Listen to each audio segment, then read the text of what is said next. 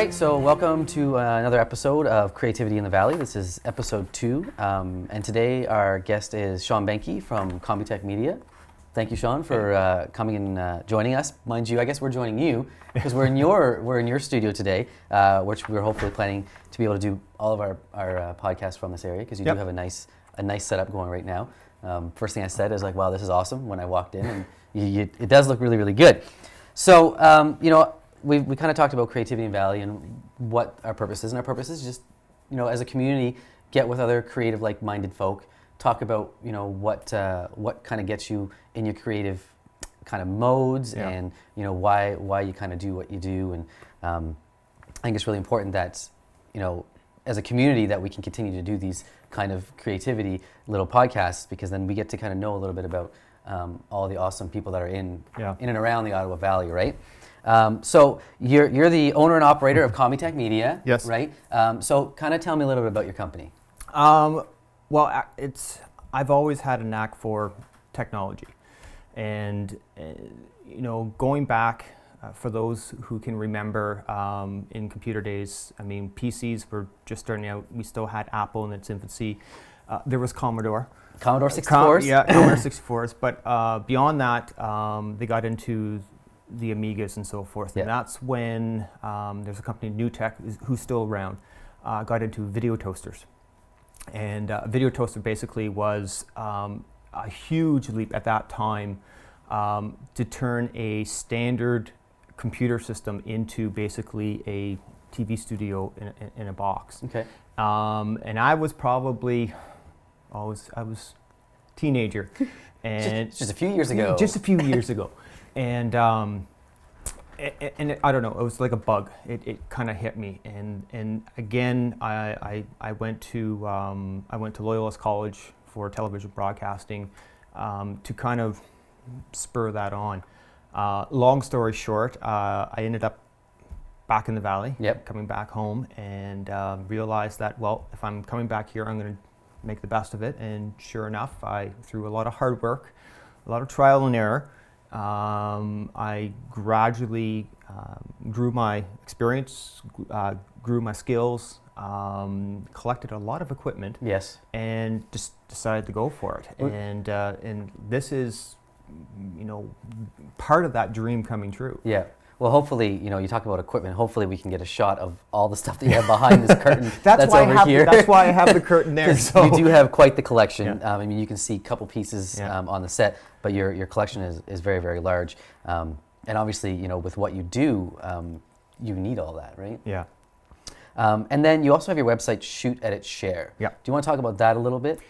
A lot of the work that I do is it's content creation for people to use as promotional material. I mean, video is one of those mediums that capture people's attention very easily and very quickly.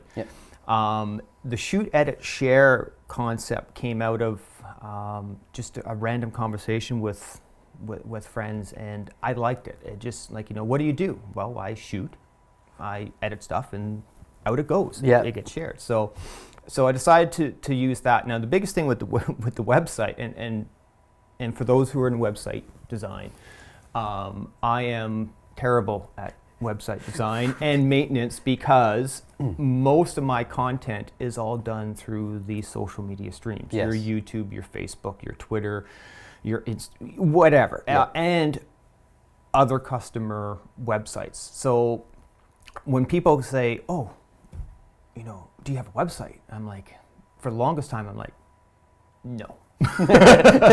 No, I don't. So I came up with the Shoot, Edit, Share, and just had a website. But the biggest thing is all my social media streams are tied to it. And in honesty, I would love to revamp it and so forth, but I'm too busy doing everything else. And websites they're hard to maintain, especially when you try and do it yourself, right? I myself, I'm not a web designer per se anymore. When I was younger, I did go to college for it, but it's like you don't have time, right? It's a very hard thing to do. So we talked about your Shoot, Edit, Share, Combytech Media, and then do you want to just tell us about yourself a little bit? Well, Born and raised in Pembroke. I have 2 younger brothers, twins. My mom lives in town. Married to Nicole. I have a son who's 12 now. And I between doing my own thing, I also work at Algonquin College, the Pembroke Waterfront campus. Yes. And enjoyed it very much. I've been working with Jamie Bramberger for a number of years, Yeah. and he's part of the reason that I keep wanting to better myself. I mean, he has a broadcasting background as well, and it's kind of interesting because he has the radio background. Yeah. I had the TV background. I knew a number of other people through my interactions, newspaper reporters and so forth. So when we talk about collaboration and so forth, like I've been doing this probably since the early 90s. Yeah. And it's just neat how everyone kind of somewhere along the line your paths cross Yep. elsewhere. And I was lucky enough that when a career change came up for me, Jamie basically made me an offer, and you know, the rest is history. It's been going almost 7 years now at the college, in addition to what I do here. To what you do. And we talk about cross paths, and I want to kind of talk about how you and I cross paths for the first time, because we know that this podcast would not be happening had you and I never met, and you're talking about crossing paths. So you and I first crossed paths when we worked together along with John Butler and 2 other photographers for the Care Force Center, right? Yep. Where you had done some promotional material. Do you want to talk about that a little bit? Well, it was an interesting project. So, so Ray Clayton at the Care For, through just, I guess, random emails and random conversations with people, had this fundraiser idea to do a calendar for the residents at the Care For complex. And there was a combination of photographers, so there's yourself, John, and then she also wanted to capture the behind the scenes. So that's when I kind of came into it. Also, the Fellows High School students were involved. Yes, they were. So, being from Fellows myself, I'm like, okay, well, this is interesting, and yeah, just through sit down conversations and planning, next thing you know, there we were going through the photo shoots. The students were doing the makeup. Yep. You guys would set up the residents who were dressed up as TV characters, movie characters, and everything. It was a great shoot. It was. And to kind of help tell the story, because a lot of, and again, Care For is just one of many organizations that, I mean, there's a lot of work that goes behind the scenes. For it doesn't matter how big the event is or how big the function is or anything like that, there's always a story behind it. So that's where the concept of creating the behind the scenes video. Now, the finished product, I think was just under a half hour, but it shows. It did. It shows the impact that when you get a collection of people, a collaboration of people, that you can really make a really interesting project, and I thought it was great. It was. I remember. I think it was John who shared the link with me when you finally had it posting like that, and I remember watching it and being so excited with what you did with it. You know, going to Fellows and talking to the students, talking to the residents of Care For, and then talking to John and myself. It was a really nice thing to see, and it was so timely too, right? Because it was like around Christmas time that it came out, and all that, and that was a project I think that we all enjoyed because we got to be part of it. And the other thing is it was different. Yeah. And again, and that's part and parcel of where this concept came up with, building a studio. I mean, yes, there's with video work and as you know, with photography, I mean, there's studio work, and then you're out there. You're out in the field, and the Care For project. Yeah, it was something that we were going between Fellows and then the Care For, and then of course all the editing and that afterwards. But it kind of got me thinking that there's lots of opportunity, to have shows like this where people just want to get the information out. Yep. And I think that's the biggest thing where. There's not always that opportunity for people just to kind of tell their story, get it out there, and this is kind of my contribution to kind of help fill that gap. Yeah, and I mean I appreciate it because I think when you and I had that first conversation about we wanted to do wanted to do something kind of fun and involve the community. I think when we kind of decided, hey, this would be fun. Yeah. This is kind of what it's about, right? It's now about kind of sharing our stories, talking about our creativity side, and letting people kind of know. Yeah. So my last thing before I go into my 5 questions for you is, you do a lot of community involvement. Why do you like to help the community so much with your work? Well, I think the biggest thing is kind of what I already came across is you never know when you're going to cross someone's path again. Yeah. I started out as a volunteer with, well, it was then Rogers, now Cogeco. And that really opened my eyes. Again, most people, when they think of, for instance, municipal councils, sometimes not the most riveting of programming when you're a young adolescent. Yeah. You're not worrying about, paying taxes, water taxes or anything like that. But it really got me thinking that, wow, there's a lot more out there. Then, as you volunteer and as you get to know more people, I got involved with the Pembroke Lumber Kings organization, both as a volunteer and what I do now as well. Organizations like the Cancer Society, Care For, as we mentioned, there's a number of them. I like it because, one, you feel good about yourself, but also you're helping other people that may not necessarily have the resources and again, I'm pretty sure you can relate to this, is as technical photographers, videographers, we have unique skills that not everyone, regardless of today's technology and smartphones and cameras and easily upload to YouTube and all, there's a neat set of skills and knowledge that needs to be, and not everyone has that. Yeah. And to be able to share that and be able to see other people learn from you. I think one of my biggest accomplishments is when I was volunteer coordinator at Cogeco, to actually see young students, high school students, come in, whether they were co-op, whether they were volunteering, and pursue their dreams. Like, I've had students that have gone on to work on major films. I have students that are still in the industry, both film and television. They still keep in touch with me. Yep. And that was part and parcel of not only my volunteering, but also that sharing of knowledge, and it's good. I like it. That is good, and to be in such a small community and be able to have people like that are out doing TV shows and films, just does show, like, really, no matter where you are, if you get that skill set and you understand it, it can help you kind of grow, exactly. Right? That's awesome. All right, so now we're going to go on to our creativity questions, and a little bit different from our last one because you're not a photographer, so I had to think of a little different for what I would do. But what do you do to strive to be unique in the stuff you create? Listen to people. Okay. The internet has definitely changed the creativity process, because it's like, okay, I have this idea. Okay, let's go to Pinterest.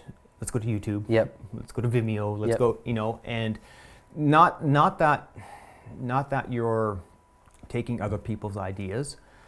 It just helps the process. Like, okay, that's neat. I like the way they did that. What can I do with my resources and my time to do something either similar or to put my own spin on it? Yes. And I think that's a big thing, because everyone, again, when they get into video and they talk about doing projects and so forth, like, everyone thinks Hollywood first. It's like, well, no, sometimes you don't have to do, you don't have to go totally George Lucas or Steven Spielberg, like, because there's, even with this setup, there's a lot that's going on. And I think, to get people to kind of think a little bit differently, you listen to what their idea is, and then, do the research and then come up. And then sometimes, my wife hates this, but sometimes I'll coffee and just lying in bed 2 o'clock in the morning. I have this idea. And you get on the iPad or whatever the case may be, and then follow through in it. Like I said, trial and error is. Yeah, it does. It does help. I'm kind of the same. Same thing happens to me sometimes. Is I will be laying in bed, and an idea will pop in my head, and I have to jot it down because I know by the next morning I'm going to forget it. So next one is, is there anybody that kind of has inspired your work or inspired what you're doing? Oh, inspiration. I get inspired from seeing, and again, to fall back on the success of people that I've worked with. Yeah. Seeing what they're doing. I get inspired from watching TV. Yeah. I get inspired from seeing things in film. Again, my wife doesn't hate me, but dislikes when I watch a film, Yes. a movie, a TV show, and I'm not just paying attention to what's happening on the screen. I'm like, oh, that's a jib shot. Oh, okay, I saw. Yeah, that's you're picking it apart. Yeah. I'm technically tearing it apart, trying to figure out, okay, how did they do that? Oh, I like that. I wonder if I can. How can I implement in that without having to spend, another couple $1,000s on a piece of equipment, which you probably wouldn't like, anyways, right? Yeah. So it's. I get inspiration from all over. Like even just, I know it sounds cheesy and I know it sounds cliche, but even just going out for a walk. Yeah. Sometimes it just clears and it's like, oh, wait a sec. I know what I want to do. Yeah. So working with people like yourself, working with people like John, working with people who, my son's in sports, so I cover their football games. Yeah. And doing that helped me connect with other people, which again give me ideas to do things. So I get inspiration from all over the place. It's just sometimes it's stay focused. Yeah. That's true too. And then when was the first time that you kind of realized that you were a creative person? Is there a moment in time that you were just like, I was 4 years old and I got my first Lego set. Okay. That's a good answer. Yeah. I like that. That you don't need to go any more than that. I understand. And then, this, you kind of answered this too because you talked about walking and kind of clearing your mind, but how do you deal with getting a creative block? Believe it or not, sometimes just sitting. I don't read as much as I used. Actually, I don't read books as much as I do. I do a lot of reading. Yeah. But it's usually, Video Maker magazine or online documentation. And it happens. I think one of my biggest flaws sometimes, and it's just procrastination, because you're like, oh, I'm not in the mood to do this, and it's like, oh, I can do that tomorrow. I need to work on this other thing. Procrastination is definitely a block. Yeah. And it does hurt. Like most editors or most people who are into videography and working on because it's very repetitive. Listening to the same clip over 30, 40 times, picking the right music. Going over, finding out that transition doesn't work. Like a lot of it is a lot of people, how do you do it? And it's like, well, you block it out most of the time. But to get that creativity and to get over some of that block, it's tough. Like editors will say that you have to be in the mood. Yeah. And you kind of do. You kind of do. There are times where I've had to force myself. It's like, no, I need to get this project done. Yeah. I need to, and right now I'm kind of in that situation where I have projects that I have to get done, and it's just like I need to think of something new, because it is so easy to get into a rut. Yep. when you start producing stuff, because you always want that uniqueness. There can be similarities in the way things are edited and produced, but you always want that uniqueness, because not every person or not every subject is the same. Yeah. And sometimes you just grin and bear it. Get coffee. Your coffee. So then again, with that being said, is there anything special that you do to get into that creative mindset? fun projects. Yeah, okay. You have to mix it up. Yeah. Yes, you still have to pay the bills. You still have to bring income in order to continue growing and getting those pieces of equipment. But you just have to see, mind block right now. You just Yeah, it makes sense, finding fun projects to do, because it just kind of breaks that monotony. It's a bad word to say, but See, I was trying to find that one phrase. You don't want to become stagnant. Yeah. You can't become stagnant. Yeah. In any creative type service business, you can't be cookie cutter. No. And as soon as you become cookie cutter, then you lose that passion. And as soon as you lose that passion, then it just becomes a job. I like the fact that one of my biggest and wonderful phrases I love is, if you love what you do, you never work a day in your life. It's true.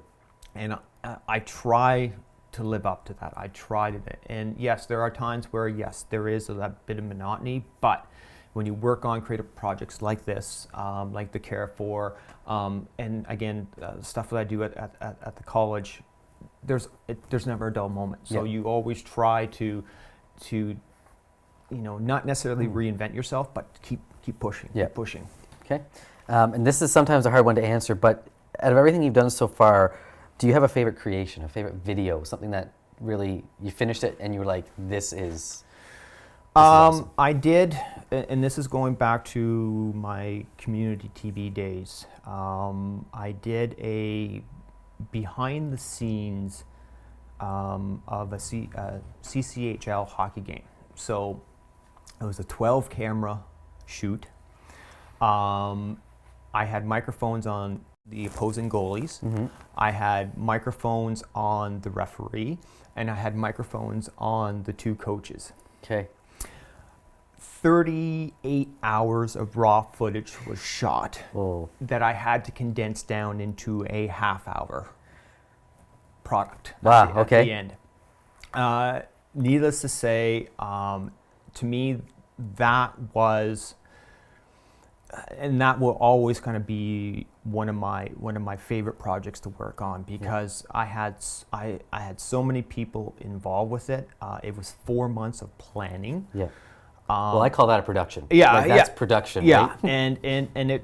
and to me, it still stands. I can watch it. Yes, Sheldon Keefe, who was the coach at the time, yes, he's moved on to bigger and better things. I think Bill Bowker, who was with the Smiths Falls Bears, but the thing is, you can still watch that. And anyone who's gone to a junior A hockey game or any hockey game realizes that when you're watching it live, there are certain sounds and certain things that go on that you're not aware of. Yeah. And to be able to hear the comments from the referees, to hear the comments from the goalies. Yes. The fact that some goalies sing to themselves when they're in between whistles. Yeah. It's like the stuff that coaches say. It's amazing. Like, to me, I'll always like that. I did another one that just focused on the referee. So we did the two linesmen, we did the ref, and we had them all mic'd up. And then in between intermissions, we interviewed them. Yes. And then, and it was fun. And then the other things that I've done, there's a number of smaller projects that I look back at and I'm really happy with. The Timber Crib, when they floated that down the river, I did a documentary on that. Big productions, a lot of the smaller things that I've done on my own. I've done a lot of promotional video for the hospital, City of Pembroke. I've done a number, Town of Petawawa. I've done some stuff for, and again, even though a lot of them have that commercial aspect to it, like I'm still proud of them. Like I'm still looking, and of course, as technology becomes more affordable and different, such as the drone, it allows me to work on more of those fun and innovative projects. Good, awesome. So now we're going to go into just kind of you and just kind of questions about that, not so much about your creativity side. So how long have you been doing what you do?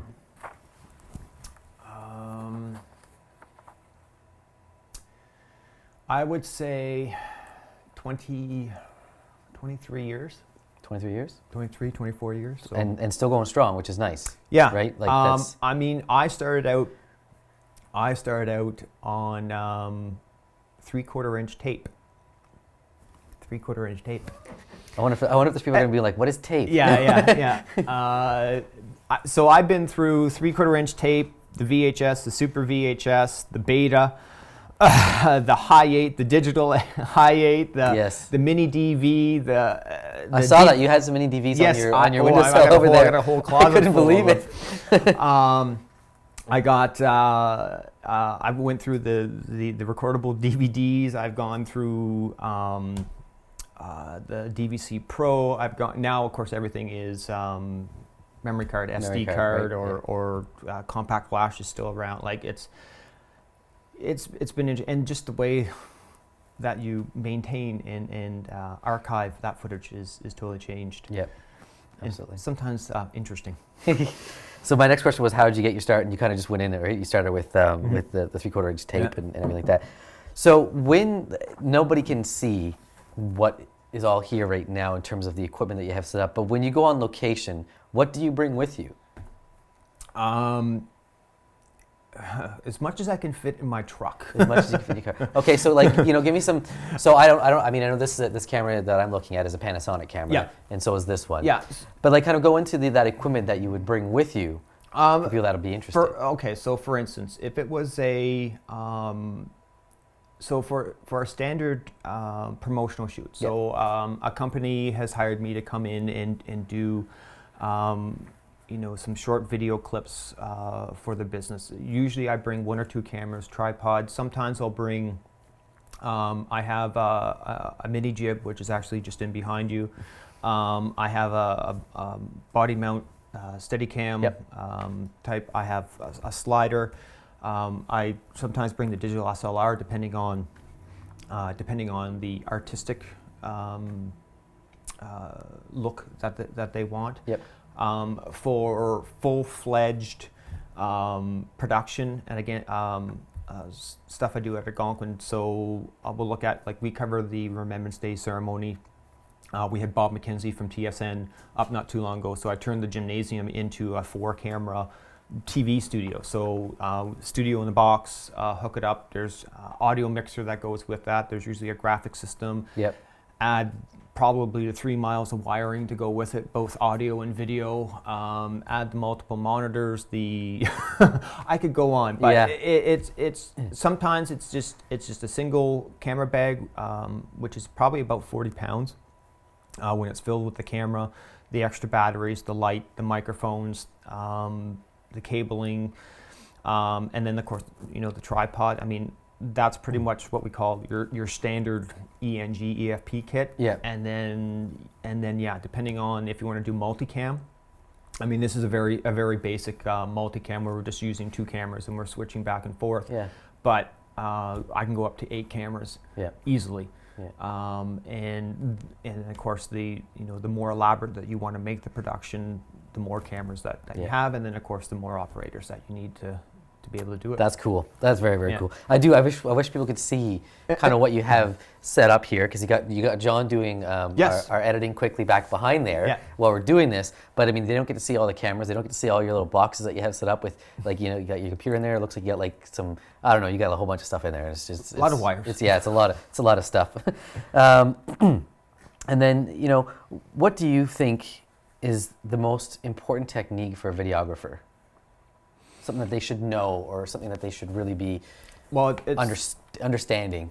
I think the biggest thing with video, and most people don't understand it, is pay attention to your audio. Yeah. Your audio is the most important aspect of any video project. I mean, you can easily manipulate the look of your video. You can put filters, you can adjust it. I mean, it's a lot easier to fix video than it is to fix audio. If you have crappy audio, it doesn't matter how good, whether you shot with digital SLR or I did a 12 camera shoot. If the audio sounds like crap, you've lost your audience, you've lost your a bit of credibility too, because when someone hires me or someone hires a videographer, I mean, a lot of people have the perception that you just show up with your camera,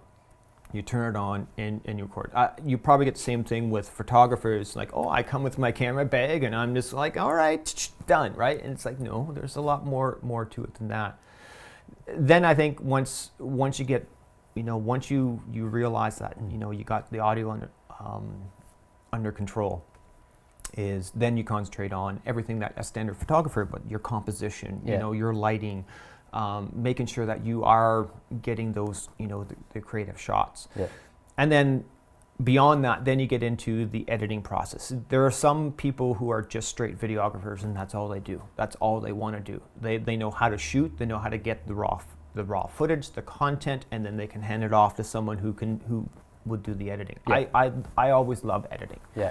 But sometimes I like when some people give me content to work with, and it's up to me to take that and kind of mold it and change it into something that is phenomenal.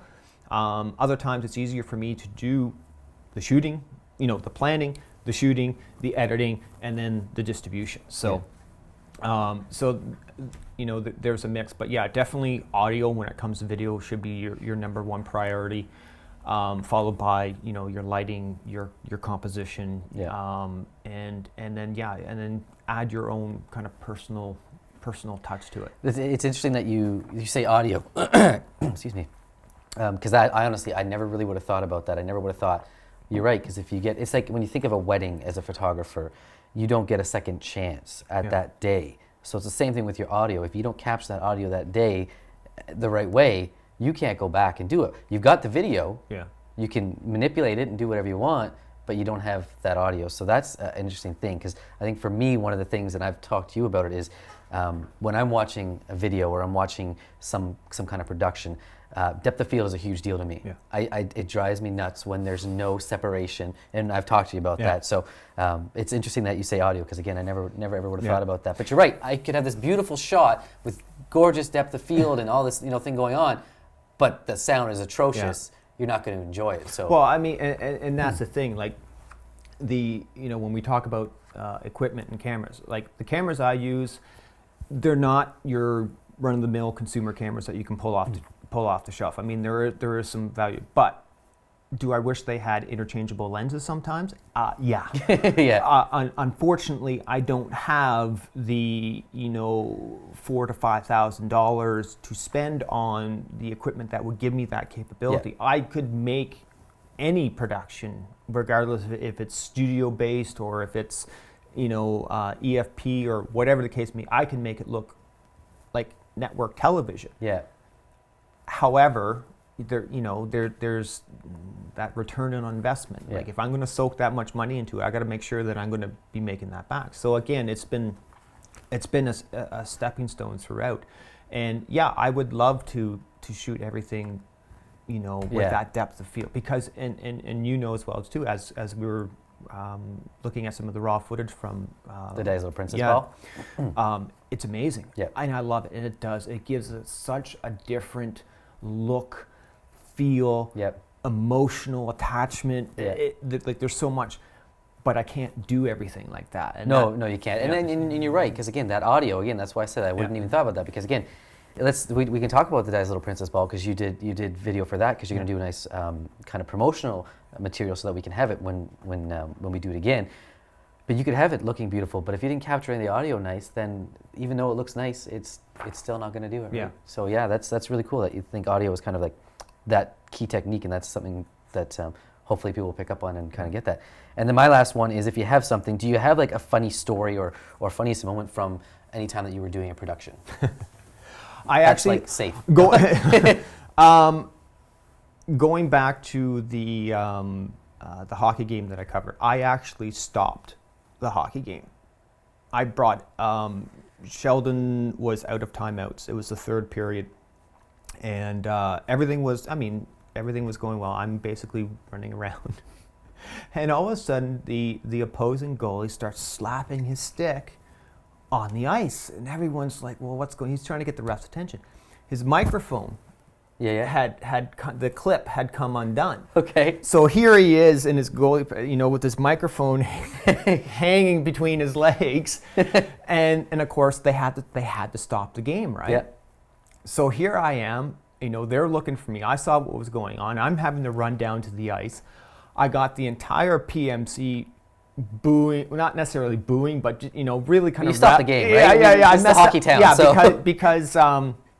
because Pembroke was winning, and then all of a sudden Smiths Falls turned around, and all of a sudden, the momentum changed, and so it was funny because in the raw footage, and I think I put it in the final production too, where Sheldon's like, "Come here, guys, come on, like let's take advantage of this." Right? Yeah. And then the ref actually went to the Pembroke goalie and actually says, "Well, you know what? This actually works out well for you guys." So I mean, to me that was one of those moments where it's like, yeah, what do? Yeah. You just go with it. I mean, there's a number of other ones where, again. Not so much. It wasn't. Was it a wedding? I don't know. I was helping someone out. It was just, I guess, a friend's wedding, and they asked me. I said, "As a wedding gift," I said, "Okay, I'll do their I'll do their video, get some clips." Yeah.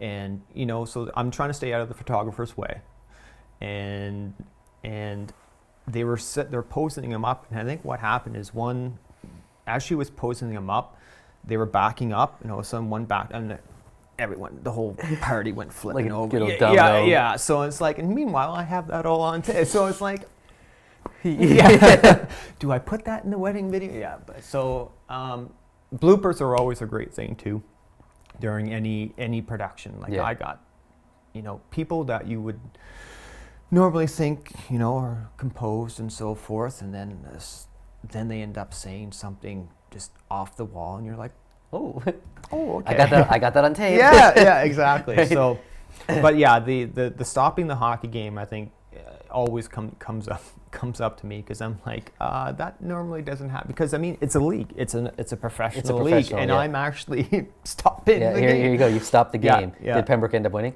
No, they ended up losing. Well, that's all I have for you for your questions. Thanks for coming by, Sean. Oh yeah, no problem. Appreciate it, and I obviously love the spot here, so hopefully we can continue doing them in this space here, because it's a really nice space. So thank you for watching our second episode of Creativity in the Valley. Have a great day, everybody.